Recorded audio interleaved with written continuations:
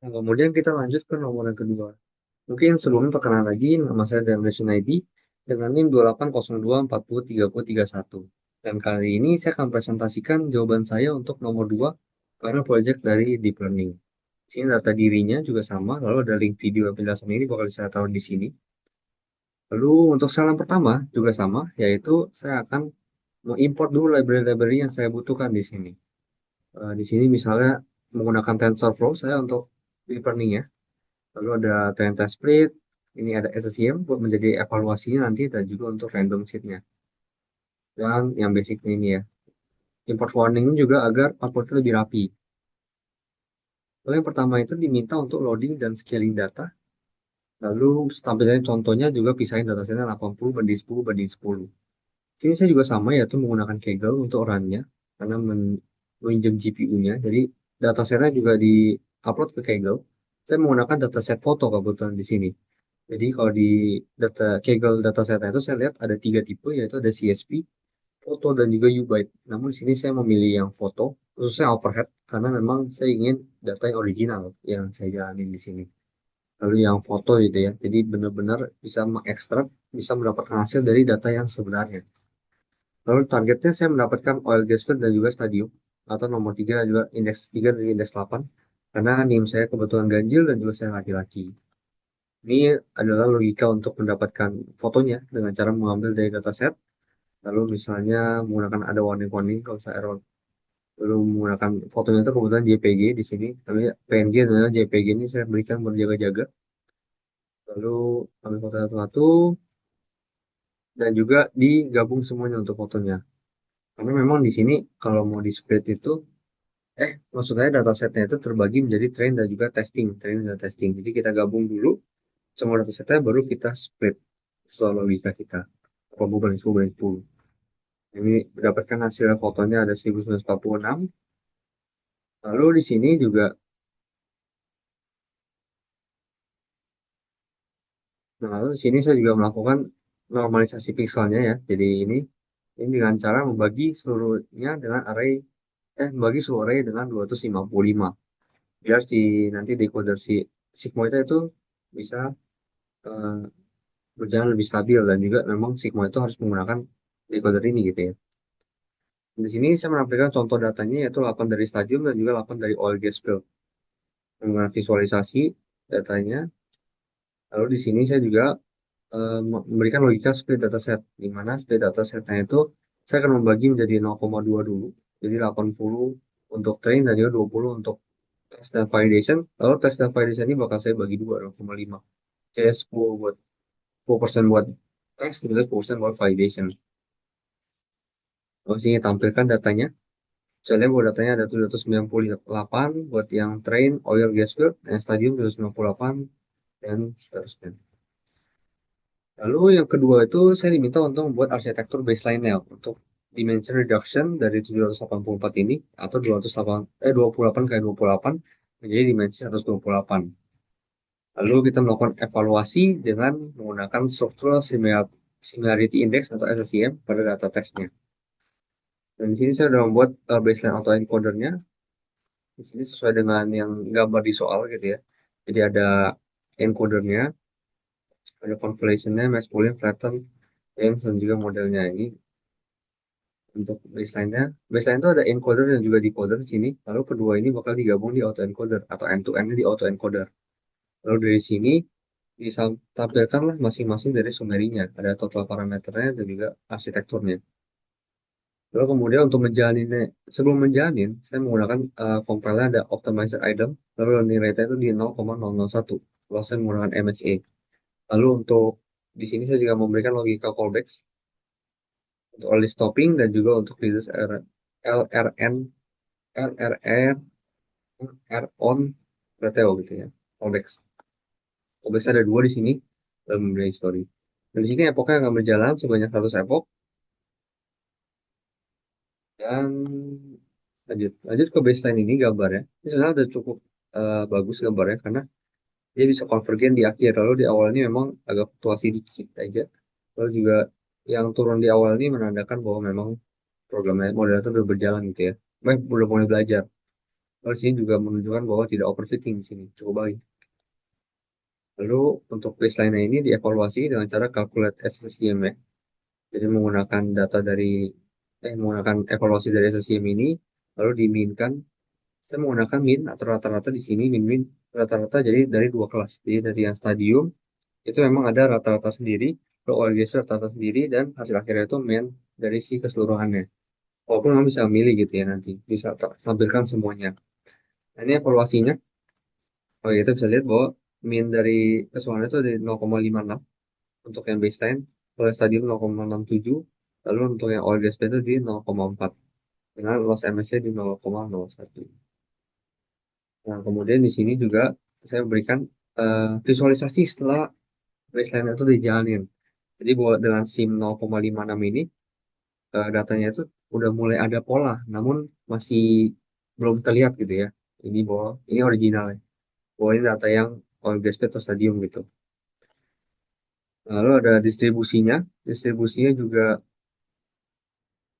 berbeda-beda untuk masing kelasnya. Ini yang merah kebetulan di kiri dan yang biru di kanan. Lalu yang di tengahnya ini overall di 0,56 tengah-tengah. Lalu untuk TSN visualization-nya ini, bahwa baseline ini tuh udah cukup baik menurut saya. Jadi autoencodernya itu udah bisa mempelajari representasi dengan cukup baik, di mana datanya itu mulai membentuk kelompoknya masing-masing. Jadi biru dominan ke sini, merah dominan ke atas, tapi masih belum cukup diskriminatif karena ini masih baseline. Nah, situ kita lanjut ke yang berikutnya. Di berikutnya ini, setelah mengetahui hasil dari si baseline itu, kita modifikasi arsitektur autoencodernya. Dia mendapatkan SSIM itu yang lebih bagus lagi skornya, lebih tinggi lagi. Nah, di sini saya ada menentukan SSIM loss dan juga combine loss-nya, dua fungsi. Ini buat menghitung nilai kerugian ya berdasarkan SSIM ini. Lalu nanti pas yang ke bawah ini, kita buat eh, arsitektur yang baru, yang improve. Untuk encodernya juga di sini ada tambahan beberapa, misalnya 2D, kalau ada base normalization gitu ya, base pooling, ada flatten juga. Untuk decodernya ada upsampling dan sebagainya. Kalau ada auto, kalau ada auto encoder terakhir, ini buat menggabungkan dari logika encoder dan juga logika decoder dan dijalanin. Muncullah ini parameter ada sekitar 1,6 juta, 112.000, terus 8.000 dengan arsitekturnya. Lalu di sini untuk evaluasinya itu saya menggunakan 4 evaluasi sekaligus. Dimana kalau yang pertama itu learning rate-nya itu di 1E min 3 dan juga batch size-nya di 32. Yang kedua itu berbeda learning rate di 5E min 4 sama batch size-nya di 32. Yang ketiga ini ada combine loss, MSCI dan tambah SSCM. Kalau yang ini tadi SSCM loss doang ya, coba kita hitung. Kalau yang keempat ini combine loss juga dengan learning rate yang dengan learning rate yang sama tapi berbeda pada batch size-nya. Nah, kemudian di sini juga sama menggunakan logika ada callback-nya ada dua, ada early stopping dan juga reduce alarm on PTW ini. Lalu dijalani history dan resultnya itu ditampilkan. Ini trainingnya sebanyak 200 epoch. Dan setelah dijalanin muncullah min SHM dari dua kelas itu sebesar 0,6193. Ya,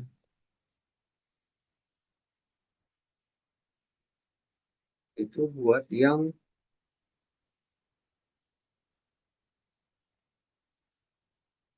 ini tuh masing-masing ya. Masing-masing dijalanin per config-nya. Itu tadi min SHM buat yang config 4. Jadi kalau misalnya config 1 nih training, lalu akan muncul min SHM-nya sebesar 0,607, lalu ada config 2 dan seterusnya gitu ya. Nah, dari hasilnya nanti di bawah ditampilkan lagi. Ini sini melakukan atur parameter tuning dan didapatin bahwa hasil atur parameter tuningnya seperti ini gitu ya. Dengan main SSIM itu sebesar 0,66 buat yang config 1, config 2 itu 0,61, config 3 itu 0,67, dan config 4 61. Ini yang paling tinggi ada di config 3, lalu yang kedua itu ada di config 1, 66, cukup tipis. Lalu di sini kita bakal ambil yang config 3 karena yang paling tinggi. Lalu kita berbandingin dengan baseline-nya, di mana baseline itu ada di 56. Jadi sudah mengalami peningkatan gitu ya, cukup bagus. Lalu di sini juga saya paparkan kembali bahwa model terbaiknya itu memang config 3 di sini. dengan combine loss, lalu earning rate segini dan juga base size-nya 32. Lalu main size-nya, lalu peningkatannya itu ada sebesar 19,67% atau 0,11. Lalu di sini juga saya memberikan main SSIM buat masing-masing kelasnya, di mana kalau stadium itu ada di 0,7558, udah cukup bagus dari baseline 0,67, dan juga untuk oil gas field ini ada di cukup pertengahan, di mana 0,58 dari baseline 0,45. Dari 75 dan juga 58 ini akan menghasilkan akan menghasilkan main SSIM sebesar 0,67. Untuk grafiknya juga seperti ini. Grafiknya itu memang mengalami penurunan gitu ya secara konsisten, dan ini tuh stabil dan cukup konvergen dan stabil di sini. Lalu di sini saya juga memberikan perbandingan data-datanya.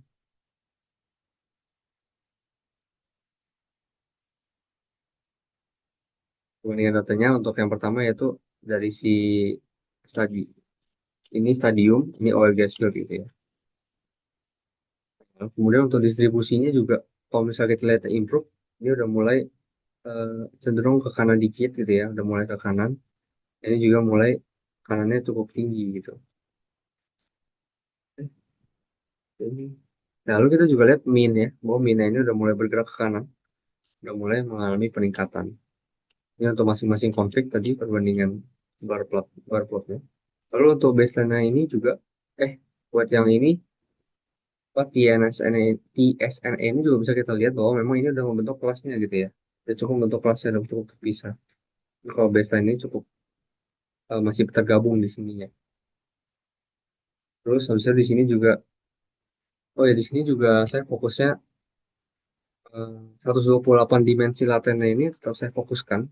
Karena memang saya sudah mencoba ada skip connection. Namun skip connection tidak saya gunakan di sini. Karena skip connection itu menurut saya dia bisa langsung dari encoder ke decoder atau sebaliknya. Jadi model itu seperti menyontek dalam tanda kutip. Jadi saya tidak menggunakan itu karena itu juga hasil langsung 99%. SSIM-nya itu seperti overfit gitu ya, atau data leak gitu. Jadi saya menggunakan yang ini. 128 ini saya tekankan juga di sini karena kalau pakai skip connection itu latennya tidak 128, dia bakal lebih karena sistemnya gitu ya. Ini jadi dapatlah hasilnya bahwa base model segini dengan minus 0,67 ini. Lalu terakhir, mengapa modifikasi arsitektur itu lebih baik dan juga tuning atur parameternya?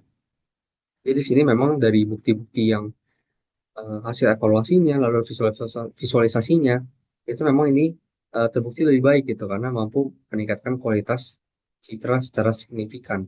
Dari fotonya juga bisa kita lihat bahwa memang udah mulai ada bentuknya, ada polanya gitu ya. Terus di sini juga dari ada bantuan base normalization, lalu juga ada combine loss-nya itu membantu proses membuat lebih stabil dan juga minimalin kesalahan. Lalu di sini hyperparameter tuning itu konfigurasi yang paling optimal, jadi kita bisa mendapatkan yang paling terbaik di sini. Dan peningkatan itu juga terjadi di dua kelasnya. Mungkin sekian dari saya untuk yang nomor 2 ini, kita lanjut ke nomor 3 di video berikutnya. Terima kasih.